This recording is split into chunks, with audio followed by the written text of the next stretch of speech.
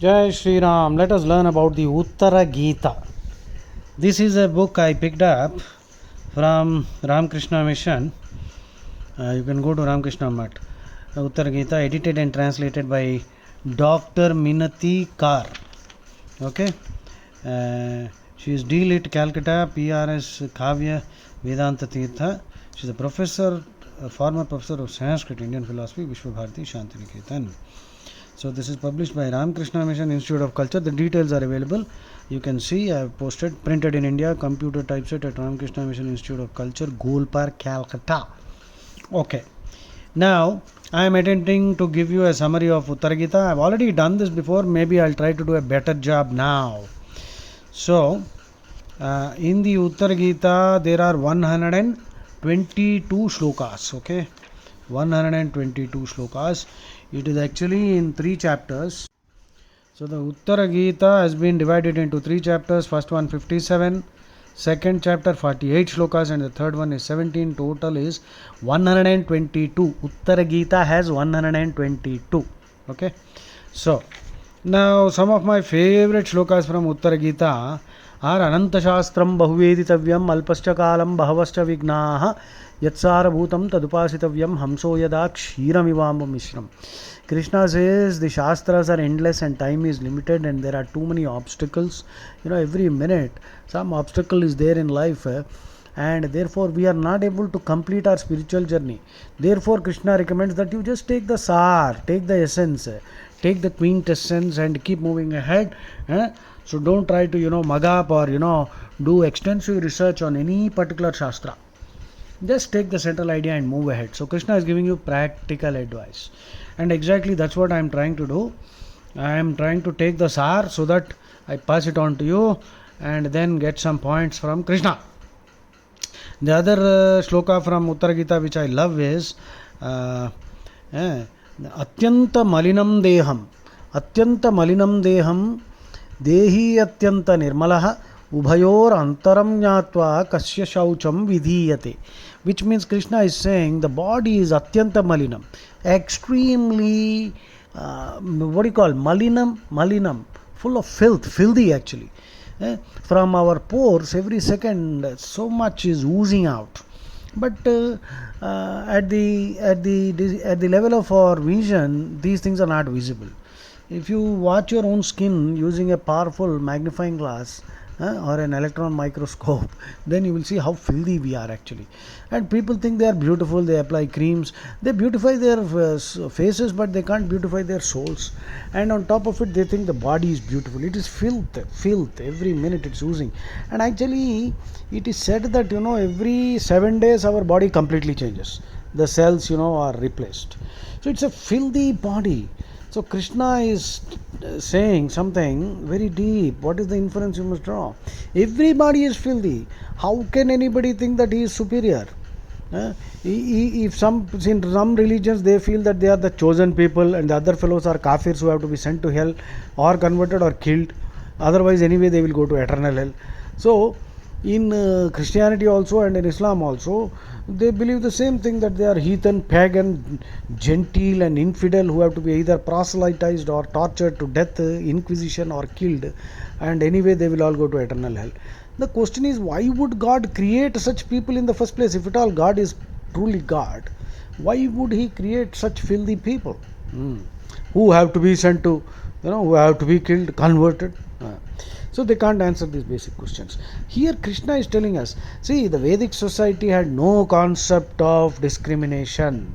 So caste is a foreign word that was imposed on us. We have kulam, jati, gotra and varna, which are all scientific.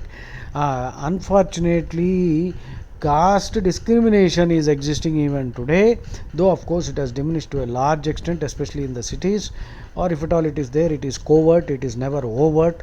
So many reformers have come, and so we have changed.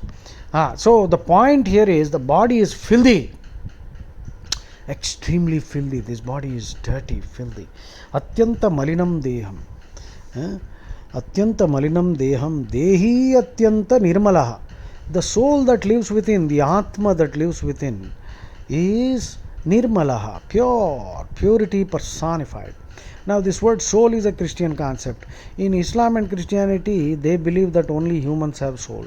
In fact, they believed in Christianity, they had debates for hundreds of years whether women had a soul. But the women got terribly angry, and these fellows got scared and said, okay, please take your soul. And then the idea from the Bible originates of the Hamitic curse, Hamitic. Please do research. So blacks don't have any soul. That is why they felt that blacks can be utilized as slaves. And even Jesus Christ advised slaves that they should be nice even to those masters who beat them and torture them. So I am really surprised why Jesus Christ said that. In fact, Abraham Lincoln had the courage to abolish slavery.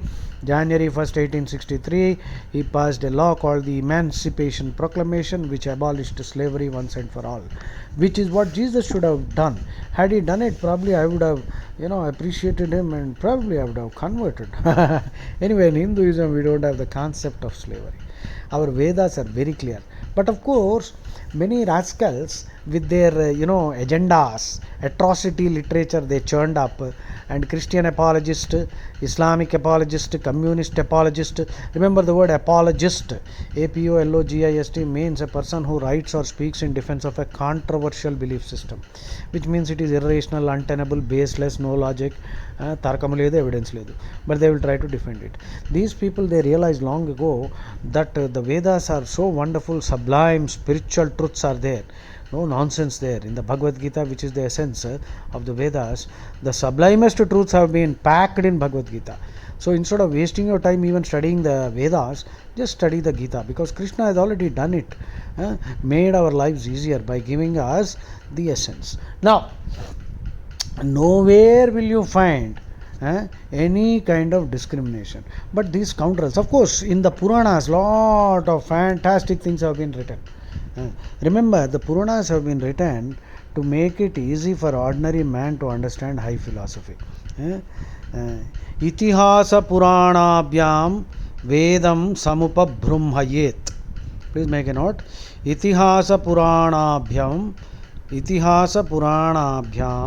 Vedam Samupabhrumhayet, which means Itihasa and Puranas have been written to magnify or elaborate, amplify, expatiate, elucidate, and explain in great detail the concise, aphoristic concepts found in the Vedas. Therefore, Navarasas have been included.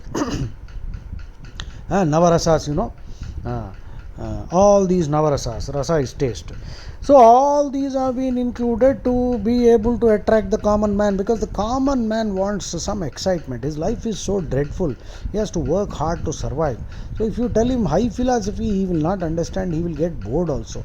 You can't teach philosophy to a person who is hungry, hungry stomach. So he has to be taken care of. And then if there is a lot of masala, item numbers like Ramba, Urvashi, Menaka, so Indra, and all these things are there, so that will titillate the senses. So common man wants that.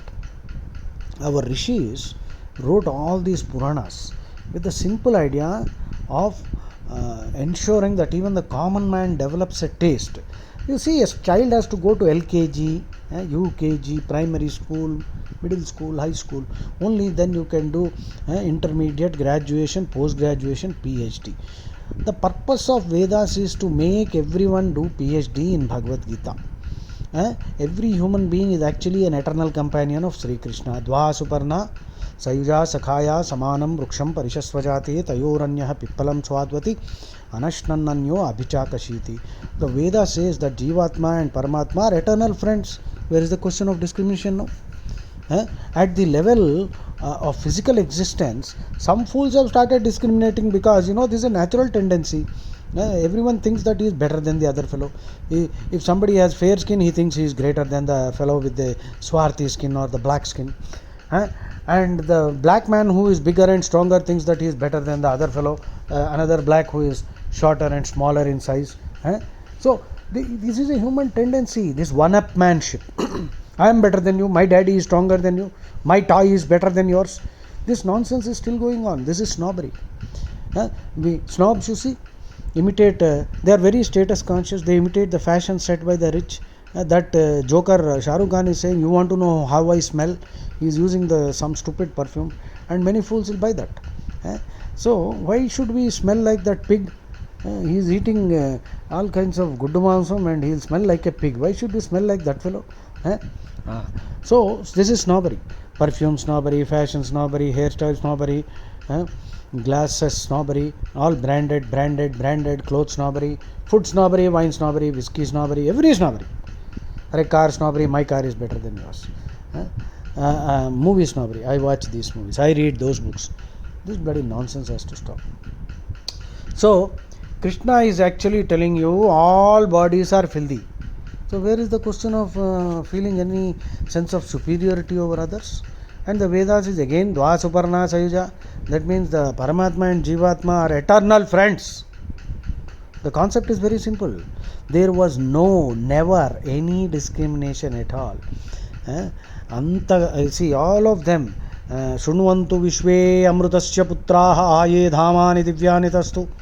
The Veda addresses all mankind as children of immortality. Whereas the Bible and Quran does not call everyone children of immortality. It only says that people of my religion will go to heaven, the others will go to hell, and they have to be either converted or subjected to inquisition or tortured and killed. So whereas Hinduism doesn't say that. So please understand. That's why I consider this shloka very important. Atyanta malinam deham dehi atyanta nirmalaha ubhayor antaram jnatva kasya shaucham vidhiyate. So once you realize this, you will see Paramatma in everyone. The body is filthy, but the soul is sublime, pure, chaste, nirmalaha, devoid of any defect, totally flawless, unblemished. So even any body, you see, it could be the body of an animal, the tree. In fact, even inanimate objects contain the consciousness. The double slit experiment proves that electrons were aware that they were under observation. This is the philosophy of the Gita and the Vedas, which is the loftiest philosophy. There is no spirituality anywhere in the Bible or the Quran, mind you. They are basically dogmatic. They want to increase their numbers and dominate and exploit the resources of the earth. Hinduism is the only religion that can save mankind. It is the burden of the Hindu to spiritualize the whole of mankind. Okay? That is why Uttara Gita, you see, these two shlokas are so very important. Then let us see some more. So Minati Karji has in one page mentioned a shloka of Gaudapada, who is the guru of Adi Shankaracharya. Akhanda Satchidanandam Van Manaso Gocharam. Akhanda Satchidanandam Van Manaso Gocharam Atmanam Akhiladharam Ashraye Abhishta Siddhaye. Atmanam Akhiladharam Ashraye Abhishta Siddhaye. For the attainment of my desired goal, I take refuge in the self, that is the Atma, the entire substratum, unfragmented, beyond the reach of speech and mind, existence, pure consciousness and bliss. Gaudapada. Lovely. So I am scanning this book and giving you the excerpts. Please do get yourself a copy. Okay, Uttara Gita focuses on the yogic method of attainment of Brahman. Okay. In Bhagavad Gita, the word yoga has been mentioned several times, but such detailed instruction on this subject are not presented there as they are found in the Uttara Gita. So Uttara Gita is supplementary to the Bhagavad Gita, in that the element of yoga has been elaborated in the Uttara Gita. So in the Uttara Gita, towards the end, Krishna also gives a brief discussion on Kundalini Yoga. It is divided into 3 chapters. I think I already told you total number of slokas is 122. And Uttara Gita is found in the Ashwamedha Parva of the Mahabharata. And in one chapter of the Bhishma Parva, there is also a section of approximately 50 slokas that is popularly known as the Gita Sara. Gita Sara, Bhishma Parva, please check. On Uttara Gita, research has revealed that there were about some 8 manuscripts, 8 SV Oka of the research department of the Bhandarkar Institute of Oriental Research, Pune. She found 8 manuscripts of commentaries on Uttara Gita, 5 of which have been ascribed to Gaudapada. So Gaudapada, who was the preceptor of Adi Shankaracharya. So Krishna mentions Brahman as Hamsa, and one who knows the real nature of Hamsa gets released from the bondage of samsara. This is called Swara Yoga, Hamsa Mantra, Soham. So Hamsa Mantra, Ajapa Mantra, Ajapa Japa, Ajapa Gayatri. So these are all Swara Yoga. Brahman is also denoted by Pranava or Onkara, which of course Krishna mentions in the Bhagavad Gita also, that he himself is Onkara. Gaudapada says that the objective world is determined by words, and words are composed of letters. Letters are in the form of Pranava, Pranava is in the form of Bindu, Bindu is in the form of Nada, Nada is in the form of Kala, which is of the place where Brahman is meditated. Hence everything is synthesized in Brahman. Therefore Brahman is beyond Bindu, Nada and Kala. Of course, the central idea we already know is, without realizing Krishna, if the jiva departs from the body, the samskaras or impressions are carried along with the subtle body, and the jiva will continue to roam in Chaurasi Yoni from birth to birth, being entrapped in the eternal labyrinth of samsara. Krishna proclaims that Yadha Pinde Tada Brahmande. Whatever is present in the Pinda, that means the individual body, the microcosm, is also present in the Brahmanda, the macrocosm or the cosmic body. So therefore the yogi must imagine the whole universe in his body. He can realize and see the whole of the universe in his body in order to achieve the highest bliss. Krishna also says, if one has studied all the Shastras but has not realized him, who is the Supreme Brahman, is like a donkey carrying a load of sandalwood, unaware of its value and essence. The next idea in Uttara Gita is, Krishna says that Mama Nirmama, Mama Nirmama. Mama leads to bondage, Nirmama leads to release. Mama leads to bondage, Nirmama leads to release. So Arjuna asks Krishna to tell him about Brahman, the impersonal Brahma, of course, right? So Yadekam Nishkalam Brahma Vyomatitam Niranjanam Aprata Karyam Avigneyam Vinashotpatti Varjitam. Arjuna is asking. And then Krishna says, well, that's a good question you asked. Sadhu Prishtam Mahavaho Buddhimanasi Pandava Yanmam Prichasi Tattvartham Asesham Pravadami Aham. I'll tell you the whole thing in totality. Krishna then goes on to talk about Hamsa Mantra. I told you already. Atma Mantrasya Hamsasya Paraspara Samanvayat Yogena Gata Kamanam Bhavana Brahma Prachakshate.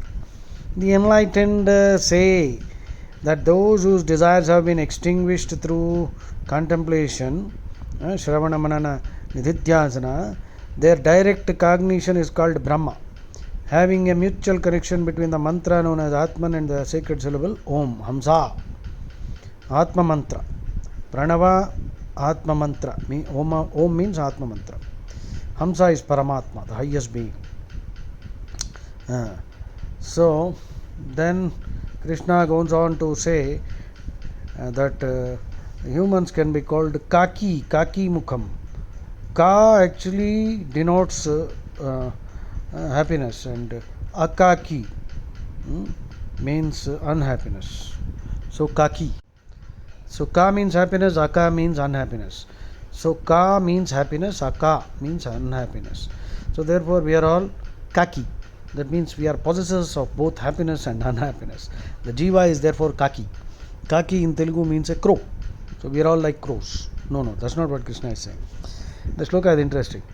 Kaki mukham kakarantam ukaras chetana krutihi makarasya tu luptasya ko arthaha sampratipadyate. I'll just read out some of the interesting slokas here. Krishna says a man is in need of a boat until he reaches the other side. Once he reaches the opposite bank, what is the utility of the boat? That means you need a spiritual discipline and a holy book till you achieve moksha. Once you become a Jivan Mukta, all that is not necessary. But for others it is useful. Navarthi tu bhavet tavad yavat param na gacchati uttirne tu sarit pare navaya kim prayojanam. So these are Krishna's words, that is why I love to read them. I told you the meaning already. Next. Then Krishna says, just as a person after perceiving an object in the dark using a flambeau, mashal, he will then throw it away or keep it aside. Similarly, a wise man, once he knows me by the means of this knowledge which I am giving, and then he discards that knowledge also. Then he will dance with me. Sahasrare mahapadme krishnena sahamodate. Ulkahasto yadha kalam dravyam alokyatam tyajet jnanena jneyam alokya jnanam paschat parityajet.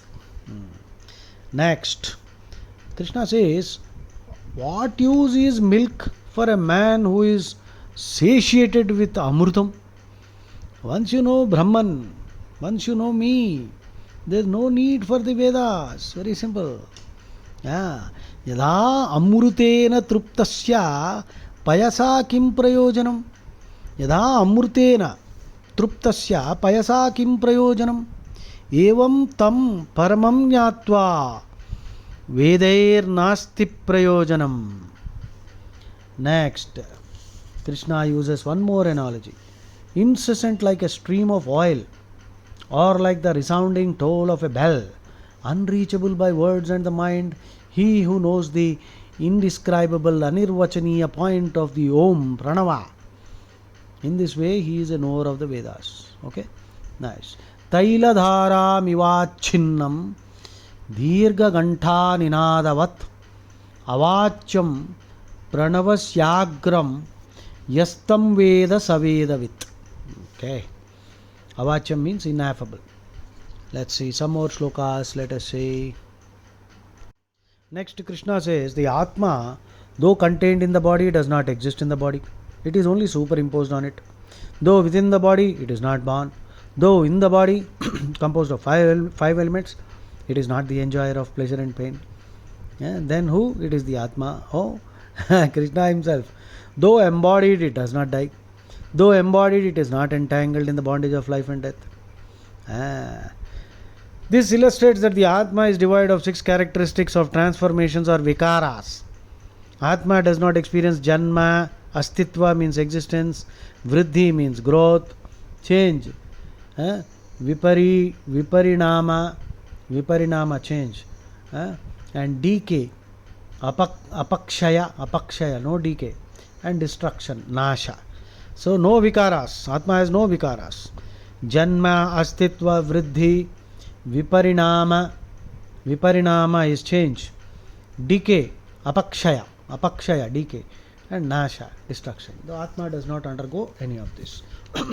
So the sloka is kayasthopi na kayasthaha, kayasthopi na jayate, kayasthopi na bunjanaha, kayasthopi na badhyate, kayasthopi na liptaha, syat kayastopi na badhyate. Lovely, isn't it? Then Krishna next says, you must make your mind pure as the sky. He whose diet is clear like the wind, he is always drinking blissfully the nectar of Gita, constantly practicing self-control, steadfast in samadhi, which is the destroyer of death. Yogamruta rasam pitva vayubhaksha sada sukhi. Now vayubhaksha does not mean only taking air. It means taking food which is sattvic. Sattvic food is vayubhaksha. If you are taking sattvic food, then you are vayubhakshaka.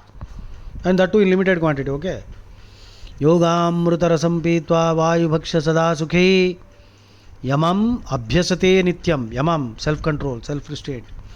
Yamam abhyasate nityam samadhir mrutyunashakaha. Next, Krishna says, the undifferentiated, unstruck sound, anahatanada, is the nada sound. And a great light shines within that sound. The mind abides in that light. That is my supreme abode, where the mind completely dissolves. Shabda Brahma, anahatanada, which exists eternally. It is symbolized by Omkara. It cannot be grasped by the sense organs, but is heard by the yogins. Okay? So Omkara. The shloka is, Krishna is saying, Anahatasya. Anahatasya shabdasya yasya shabdasya yo dhvanihi. Dhvaner antargatam. Dhvaner antargatam. Jyotir antargatam manaha. Tanmano vilayam yati tad vishnoh paramam padam. Then one more shloka. Krishna is talking about the vital breath. The prana moves all the time between the mouth and the nasal cavity. When the sky drinks off the vital breath, how does jiva live? Krishna is actually cryptically asking a rhetorical question and answering cryptically. He is actually talking about the mystery of mantra yoga. Mantra yoga. The vital force, mantra prana, flows out of the body through the nostril in the form of hum. And when it enters the body through the nostril, it is sa. When you are inhaling, it is sa. Sa. Sa. When you are inhaling, it is sa, and when you are exhaling, it is hum. This is called Hamsa Mantra, Hamsa Vidya, or Ajapa Gayatri. Every jiva, every fellow, even the mlecha, every being that breathes, 21,600 times we are doing the Hamsa Mantra. And Krishna is saying something very esoteric here. Once one achieves moksha, then it becomes Soham. It changes in the path of Krishna. Thus Hamsa changes itself to Soham. So, yeah. Sa is when you are inhaling, hum, and it will become ulta. Hum when you are inhaling and sa. So I don't want to discuss too much on this. It is sufficient for me. Mukha nasikayor madhye pranaha sancharate sada. Mukha nasikayor madhye pranaha sancharate sada. Akashah pivate pranaha sajivaha kena jivati. When avidya ceases to exist, then there is no jivahood. And because then jiva will be dancing with Krishna, associated or one with Brahman. So that is the answer. That means we will reach our original state. Then Krishna says the entire sky and the atmosphere, both of them are pervaded by sound. The special quality of the sky is the ability to carry sound, but Brahman is said to be soundless. Akasho hyava akashascha akasha vyapitam chayat. Akashasya gunaha shabdo. Akashasya gunaha shabdo nishabdam brahma uchyate. Nishabdam brahma uchyate. And then atyanta malino deho dehi cha atyanta nirmalaha ubhayor antaram nyatva kasya shaucham vidhiyate.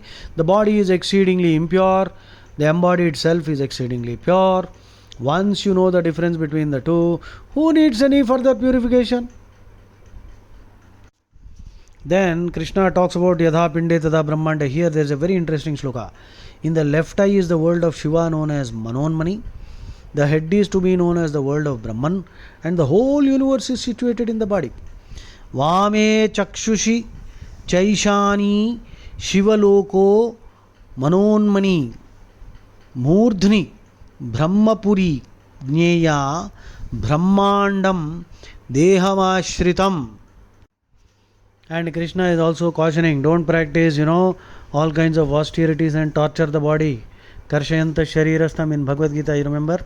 Karshayanta sharirastam bhutagrama machetasaha manchaivanta sharirastham tan vidya asura nischayan. So Krishna is condemning straight away. There are many fellows who are practicing austerity, standing on one foot for 1,000 years also. If he can stand, he will not be able to achieve even a minute portion of samadhi. Tape dvarsha sahasrani. Tape dvarsha sahasrani सहस्राणि चै एकपाद स्थितो नरः एकस्य ध्यानयोगस्य कलां न अर्हति पोडशीम. So in Kumbh Mela you will find many fellows are doing this nonsense. We should somehow get these fellows to understand, to stop doing all this nonsense. Standing on one foot, raising a hand, some hatha yoga. These fellows think that they are doing some great work. Krishna is directly condemning it. And then Krishna says the rituals of karma, purification, chanting mantras, performing yajnas, going to tirtha kshetras, these are to be undertaken only until one realizes the essence. Once you are completely immersed in Krishna Tattva, these are not necessary, but we will continue to do it simply to show the path for others. Sloka Sangraham. Now the sloka. Ananta karma shaucham cha japo यमस्तथैव च तीर्थयात्रादिगमनं यावत्तत्वं न विन्दति. And the most important lesson, the Jivatma is entangled in bondage by the conception of mind. Mera, mera, mera, mera, mera, anta nadi, nadi. You will be entangled. And you can be liberated by realization, nadi kadu. Not mine, na mera, sab kuch tera, not mine. Mameti badhyate jantur. Please repeat. Mameti badhyate jantur. Na mameti vimuchyate. Na mameti vimuchyate. Mameti badhyate jantur. Na mameti vimuchyate. Na mameti vimuchyate. Then the other famous shloka which I already mentioned, I'll repeat it for you. Krishna says, अनंतशास्त्रम बहुवेदितव्यम अल्पश्च कालो बहवश्च विघ्नाः यत्सारभूतं तदुपासितव्यम हमसो यदा क्षीरमिवाम्बु मिश्रम. Like Rama said, you must avoid shastra vasana, loka vasana, deha vasana, obsessive study. Just take the essence and keep moving. In the Brihadaranyaka Struti also it is said, tasmad Brahmanaha Pandityam Nirvidya. Don't show off your scholarship, because that is a hindrance to the knowledge of Brahman. Unnecessary scholarship, excess, this is futile. Puranam Bharatam Veda Shastrani Vividhani Cha Putradara Disamsaro Yogabhyasasya Vignakrut. The various Shastras such as Purana, Mahabharata, Vedas, this family, this Shastra family, comprising of sons, wives, they all create a hindrance to yoga. See, Krishna is saying, study the Bhagavad Gita, Babu. Puranam Bharatam Veda Shastrani Vividhani Cha Putradaradi Samsaro Yogabhyasasya Vignakrit. Next, Krishna is saying, if anyone is wanting to learn, acquire knowledge, and all that is there to be known, even if he lives for 1,000 years, he will not be able to reach the end of the Shastras. Idam jnanam idam nyeyam yat sarvam jnatumicchati api varsha sahasrayuhu shastrantam na adhigacchate. Shastrantam na adhigacchate. And then therefore Krishna says, know your Atma, know thyself. Which is what Ramana Maharshi also says. Who are you? Know yourself. Krishna is saying the same thing. Know that the Atman is indestructible. Life is very fugitive, transient. Abandon the snares of the Shastras and worship the truth. Shastra Vasana, get rid of it. Vigneyo akshara mantro जीवितं च अपि चंचलम विहाय शास्त्रजालानि यत् सत्यम तदुपास्यताम. Shastrajalani, snares of the Shastras. And next Krishna says, if you are a yogi absorbed in meditation on me, on the Atma, because I am the Paramatma. He will not go to pilgrimages, nor worship any images. And see, Krishna goes on to say, Agni is the deity for the twice born, that is, those who are doing yajnas. The heart is the place of God for the ascetics, meditating on the heart. Images are gods, stone, clay images for less intelligent people. For those who are fully realized, I exist everywhere. Lovely, isn't it?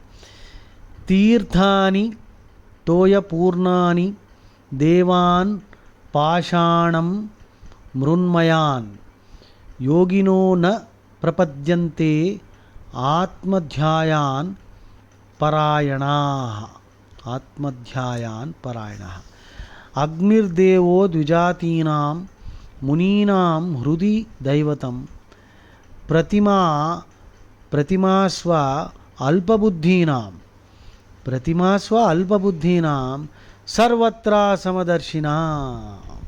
But of course, Krishna also said in the Bhagavad Gita, Bhakti Yoga, 12th chapter, 5th slokam, क्लेशोधिकतरस्तेषां अव्यक्ता सक्तचेतसां अव्यक्ता हि गतिर्दुःखं देहवद्भिरवाप्यते.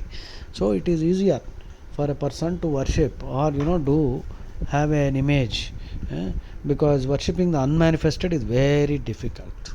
So Krishna gives you some liberty, concession also. Then Krishna uses one more interesting analogy. Just as a visually challenged person cannot perceive the risen sun, so also people devoid of jnana chakshu are unable to see me, who is omnipresent. This is wonderful. Sarvatra vasthitam shantam na prapashyet janardanam. Sarvatra vasthitam shantam na prapashyet janardhanam ज्ञानचक्षुर्विहीनत्वात् अंधः सूर्यमिवोदितम्. Next, Krishna says, wherever the mind of a Jivan Mukta travels, there he witnesses me, the highest reality, the conspicuous presence of Supreme Brahman, myself is observed in every direction. Yatra yatra mano yati tatra tatra param padam tatra tatra param brahma sarvatra samavasthitam. Next, one who realizes himself as the highest indestructible Brahman and the immortal Vishnu, he clearly sees forms and the sky shines pure. That means he acquires this siddhi actually. दृश्यन्ते दृशिरूपाणि गगनं भाति निर्मलम् अहम् इत्यक्षरं ब्रह्म परमं विष्णुम् अव्ययम्. See, the world has no existence except name and form. Drishyante drishiroopani gaganam bhati nirmalam. He experiences everything through direct intuition. Direct intuition is sufficient. This man will realize, know everything about everybody. Lovely. So Siddhi, Krishna already said, one who studies Bhagavad Gita regularly, he will acquire any Siddhi. All Siddhis are conferred on him. Then Krishna says something very simple and wonderful. If you don't mourn for past objects, then you will not have any rebirth. Bhuta vastu anya shochitve. Bhuta vastun anya na shochitve punarjanma na vidyate. Bhuta vastun ya shochitve punarjanma na vidyate. Bhuta vastuni implies non-hankering. Bhuta vastuni ashocitve. Bhuta vastuni ashocitve punarjanma na vidyate. That was the last shloka in the Uttara Gita. I hope I did a better job than what I did earlier. Please listen to it and post your comments also. Jai Shri Ram. Krishne Matirastu. May Krishna guide you. Jai Shri Ram.